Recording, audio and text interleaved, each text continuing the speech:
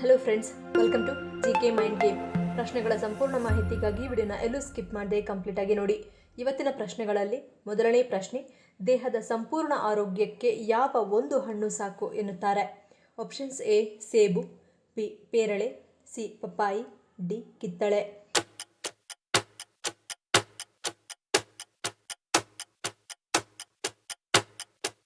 ಸರಿಯಾದ ಉತ್ತರ option C ಪಪ್ಪಾಯಿ.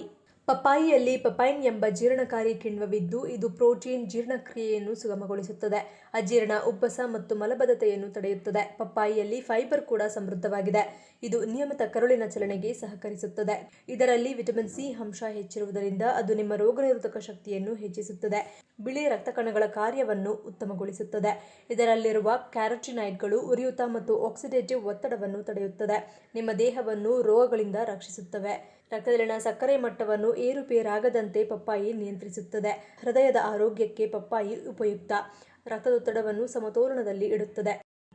ಎರಡನೇ ಪ್ರಶ್ನೆ, ಪ್ರತಿದಿನ ಬೆಳಗ್ಗೆ ನಿಧಾನವಾಗಿ ಓಡುವುದರಿಂದಾಗುವ ಪರಿಣಾಮವೇನು? ಆಪ್ಷನ್ಸ್: ಎ ಮಧುಮೇಹ ನಿಯಂತ್ರಣ, ಬಿ ಪ್ರತಿರಕ್ಷಣಾ ವ್ಯವಸ್ಥೆ ಬಲ, ಸಿ ತೂಕ ಸಮತೋಲನ, ಡಿ ಶಕ್ತಿ ಹೆಚ್ಚಳ.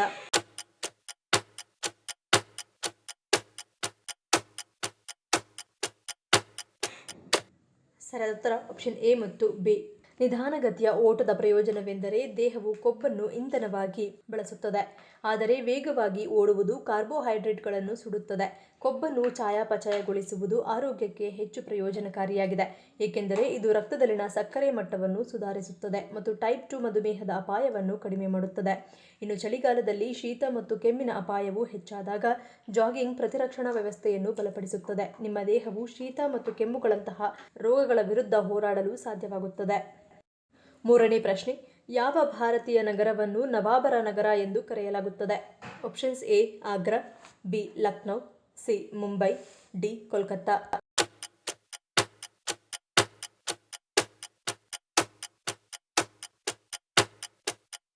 ಸರಿಯಾದ ಉತ್ತರ ಆಪ್ಷನ್ ಬಿ ಲಕ್ನೌ.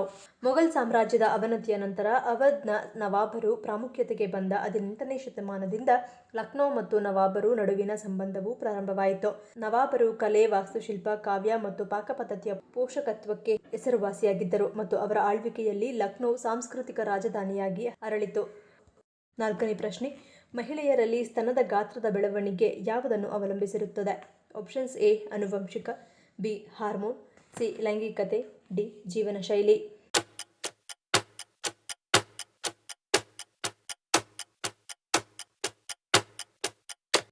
ಸರಿಯಾದ ಉತ್ತರ ಆಪ್ಷನ್ ಎ ಮತ್ತು ಬಿ. ಸ್ತನದ ಗಾತ್ರವು ಮುಖ್ಯವಾಗಿ ಆನುವಂಶಿಕ ಅಂಶಗಳು, ತೂಕ ಮತ್ತು ಹಾರ್ಮೋನ್ಗಳ ಬದಲಾವಣೆಗಳನ್ನು ಅವಲಂಬಿಸಿರುತ್ತದೆ. ಮಹಿಳೆಯರಲ್ಲಿ ಈಸ್ಟ್ರೋಜನ್ ಮತ್ತು ಪ್ರೊಜೆಸ್ಟ್ರಾನ್ ಹಾರ್ಮೋನ್ಗಳು ಸ್ತನಗಳ ಬೆಳವಣಿಗೆಗೆ ಕಾರಣವಾಗಿವೆ. ಈ ಹಾರ್ಮೋನ್ಗಳು ಪ್ರೌಢಾವಸ್ಥೆಯಲ್ಲಿ ಸ್ತನಗಳ ಬೆಳವಣಿಗೆಗೆ ಸಹಾಯ ಮಾಡುತ್ತವೆ. ಇದಲ್ಲದೆ ಗರ್ಭಾವಸ್ಥೆಯಲ್ಲಿ ಈಸ್ಟ್ರೋಜನ್ ಮತ್ತು ಪ್ರೊಜೆಸ್ಟ್ರಾನ್ ಹಾರ್ಮೋನ್ಗಳ ಮಟ್ಟವು ಹೆಚ್ಚಾಗುತ್ತದೆ, ಆದ್ದರಿಂದ ಗರ್ಭಾವಸ್ಥೆಯಲ್ಲಿ ಅಥವಾ ಹಾಲುಣಿಸುವ ಸಮಯದಲ್ಲಿ ಸ್ತನಗಳ ಗಾತ್ರವು ಹೆಚ್ಚಾಗಬಹುದು. ಐದನೇ ಪ್ರಶ್ನೆ, ಕೊಲೆಸ್ಟ್ರಾಲ್ ನಾರ್ಮಲ್ ಇದ್ದರೂ ಕೆಲವರಿಗೆ ಹಾರ್ಟ್ ಅಟ್ಯಾಕ್ ಆಗಲು ಕಾರಣವೇನು? ಆಪ್ಷನ್ಸ್: ಎ ಉರಿಯೂತ, ಬಿ ಹೈ ಬಿಪಿ, ಸಿ ಮಧುಮೇಹ, ಡಿ ಮೇಲಿನ ಎಲ್ಲವೂ.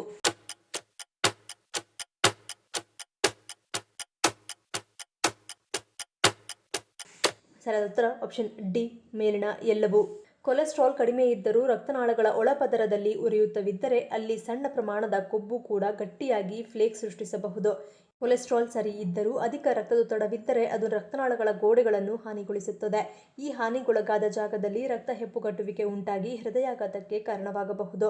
ಸಕ್ಕರೆ ಕಾಯಿಲೆ ಇರುವವರಲ್ಲಿ ರಕ್ತನಾಳಗಳು ಬೇಗನೆ ಒರಟಾಗುತ್ತವೆ. ಮಧುಮೇಹವು ರಕ್ತದ ಜಿಗುಟುತನವನ್ನು ಹೆಚ್ಚಿಸುವುದರಿಂದ ಕೊಲೆಸ್ಟ್ರಾಲ್ ಸಾಮಾನ್ಯವಿದ್ದರೂ ಹಾರ್ಟ್ ಅಟ್ಯಾಕ್ ಸಂಭವಿಸಬಹುದು. ಆರನೇ ಪ್ರಶ್ನೆ, ಯಾವ ಬಣ್ಣವು ನಮ್ಮನ್ನು ವಯಸ್ಸಾದವರಂತೆ ಕಾಣುವಂತೆ ಮಾಡುತ್ತದೆ? ಆಪ್ಷನ್ಸ್: ಎ ಬೂದು, ಬಿ ಗಾಢ ನೀಲಿ, ಸಿ ಗಾಢ ಹಸಿರು, ಡಿ ಕಪ್ಪು.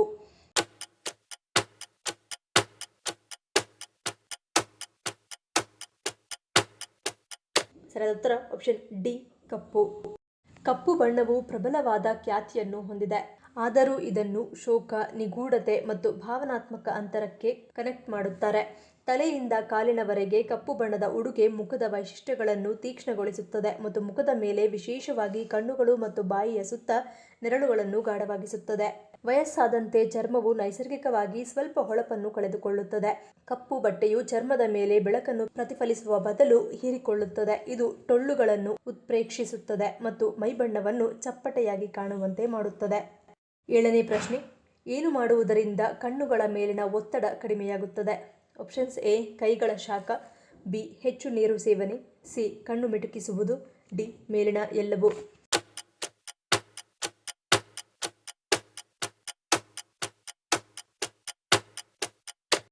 ಸರಿಯಾದ ಉತ್ತರ ಆಪ್ಷನ್ ಎ, ಕೈಗಳ ಶಾಖ. ಅಂಗೈಗಳ ಉಷ್ಣತೆಯು ಕಣ್ಣುಗಳ ಮೇಲಿನ ಒತ್ತಡವನ್ನು ಕಡಿಮೆ ಮಾಡುತ್ತದೆ. ಇದು ಕಣ್ಣುಗಳ ಸುತ್ತ ರಕ್ತ ಪರಿಚಲನೆಯನ್ನು ಹೆಚ್ಚಿಸುತ್ತದೆ. ಇದರಿಂದಾಗಿ ದಣಿದ ಕಣ್ಣುಗಳು ಸಹ ಪರಿಹಾರವನ್ನು ಅನುಭವಿಸುತ್ತವೆ. ಇದಕ್ಕಾಗಿ ನಿಮ್ಮ ಕೈಗಳನ್ನು ಮೊದಲು ನಿಧಾನವಾಗಿ ಉಜ್ಜಿಕೊಳ್ಳಿ ಮತ್ತು ನಂತರ ಕ್ರಮೇಣ ವೇಗವನ್ನು ಹೆಚ್ಚಿಸಿ. ನಿಮ್ಮ ಕೈಗಳು ಸ್ವಲ್ಪ ಬೆಚ್ಚಗಿರುವಾಗ ಅವುಗಳನ್ನು ನಿಮ್ಮ ಕಣ್ಣುಗಳ ಮೇಲೆ 30 ಸೆಕೆಂಡುಗಳ ಕಾಲ ಹಿಡಿದಿಟ್ಟುಕೊಳ್ಳಿ.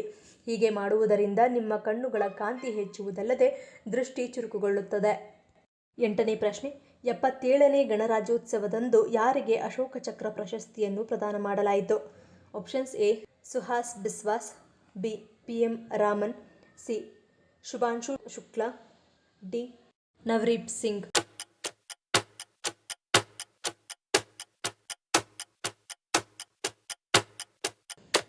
ಸರಿಯಾದ ಉತ್ತರ ಆಪ್ಷನ್ ಸಿ, ಶುಭಾಂಶು ಶುಕ್ಲಾ.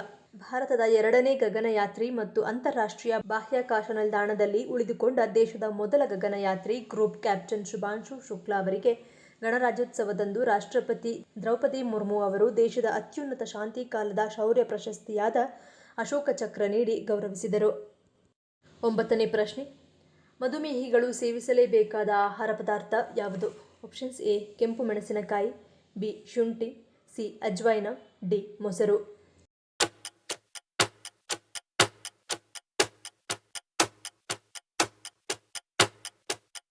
ಸರಿಯಾದ ಉತ್ತರ ಆಪ್ಷನ್ ಎ, ಕೆಂಪು ಮೆಣಸಿನಕಾಯಿ. ಮಧುಮೇಹ ರೋಗಿಗಳಲ್ಲಿ ಅಧಿಕ ರಕ್ತದೊತ್ತಡ ಮತ್ತು ಕೊಲೆಸ್ಟ್ರಾಲ್ ಸಮಸ್ಯೆಗಳು ಕಂಡುಬರುತ್ತವೆ. ಕೆಂಪು ಮೆಣಸಿನಕಾಯಿ ಸೇವನೆಯು ಕೆಟ್ಟ ಕೊಲೆಸ್ಟ್ರಾಲ್ ಅನ್ನು ಕಡಿಮೆ ಮಾಡಲು ಮತ್ತು ಉತ್ತಮ ಕೊಲೆಸ್ಟ್ರಾಲ್ ಮಟ್ಟವನ್ನು ಹೆಚ್ಚಿಸಲು ಸಹಾಯ ಮಾಡುತ್ತದೆ. ಇದು ಹೃದಯದ ಆರೋಗ್ಯಕ್ಕೆ ಹೆಚ್ಚು ಪ್ರಯೋಜನಕಾರಿಯಾಗಿದೆ. ಮಧುಮೇಹ ರೋಗಿಗಳು ಹೆಚ್ಚಾಗಿ ಉರಿಯೂತದಿಂದ ಬಳಲುತ್ತಿರುತ್ತಾರೆ. ಇದು ಇನ್ಸುಲಿನ್ ಪ್ರತಿರೋಧವನ್ನು ಹೆಚ್ಚಿಸುತ್ತದೆ. ಕೆಂಪು ಮೆಣಸಿನಕಾಯಿಯಲ್ಲಿ ಉರಿಯೂತ ನಿವಾರಕ ಗುಣಗಳಿವೆ. ಇದು ದೇಹದಲ್ಲಿನ ಯಾವುದೇ ರೀತಿಯ ಉರಿಯೂತವನ್ನು ಕಡಿಮೆ ಮಾಡುವ ಮೂಲಕ ಇನ್ಸುಲಿನ್ ಸೂಕ್ಷ್ಮತೆಯನ್ನು ಹೆಚ್ಚಿಸುತ್ತದೆ ಮತ್ತು ಇನ್ಸುಲಿನ್ ಸರಿಯಾಗಿ ಕಾರ್ಯನಿರ್ವಹಿಸಲು ಸಹಾಯ ಮಾಡುತ್ತದೆ. 10ನೇ ಪ್ರಶ್ನೆ, ಮಾರಣಾಂತಿಕ ಕಾಯಿಲೆಗಳನ್ನು ದೂರವಿಡುವ ಶಕ್ತಿ ಯಾವುದಕ್ಕಿದೆ?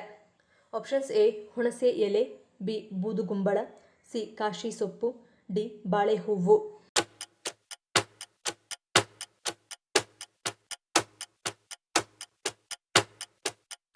ಸರಿಯಾದ ಉತ್ತರ ಆಪ್ಷನ್ ಡಿ, ಬಾಳೆಹೂವು. ಹೃದ್ರೋಗ, ಕ್ಯಾನ್ಸರ್, ಮಧುಮೇಹ, ಆಸ್ಟಿಯೋಪೊರೋಸಿಸ್ ಮತ್ತು ಸ್ಥೂಲಕಾಯತೆಯಿಂದ ಪ್ರತಿದಿನ ಅನೇಕ ಜನರು ತಮ್ಮ ಜೀವನವನ್ನು ಕಳೆದುಕೊಳ್ಳುತ್ತಿದ್ದಾರೆ. ಹೆಚ್ಚಿನ ಕೊಲೆಸ್ಟ್ರಾಲ್, ಅಧಿಕ ರಕ್ತದ ಸಕ್ಕರೆ, ಕಳಪೆ ಜೀರ್ಣಕ್ರಿಯೆ ಮತ್ತು ಕಡಿಮೆ ಮೂಳೆ ದ್ರವ್ಯರಾಶಿಯ ಕಾರಣದಿಂದಾಗಿ ಈ ಅಪಾಯಕಾರಿ ರೋಗಗಳು ಸಂಭವಿಸುತ್ತವೆ. ಆದರೆ ಬಾಳೆಹೂವನ್ನು ತಿನ್ನುವ ಮೂಲಕ ಈ ಕಾಯಿಲೆಗಳನ್ನು ದೂರವಿಡಬಹುದು. 11ನೇ ಪ್ರಶ್ನೆ, ಸ್ನಾನಗೃಹದಲ್ಲಿ ತಪ್ಪಿಯೂ ಕನ್ನಡಿಯನ್ನು ಯಾವ ದಿಕ್ಕಿನಲ್ಲಿ ಹಾಕಬಾರದು? ಆಪ್ಷನ್ಸ್ ಎ, ಉತ್ತರ, ಬಿ, ಪೂರ್ವ, ಸಿ, ದಕ್ಷಿಣ, ಡಿ, ಪಶ್ಚಿಮ.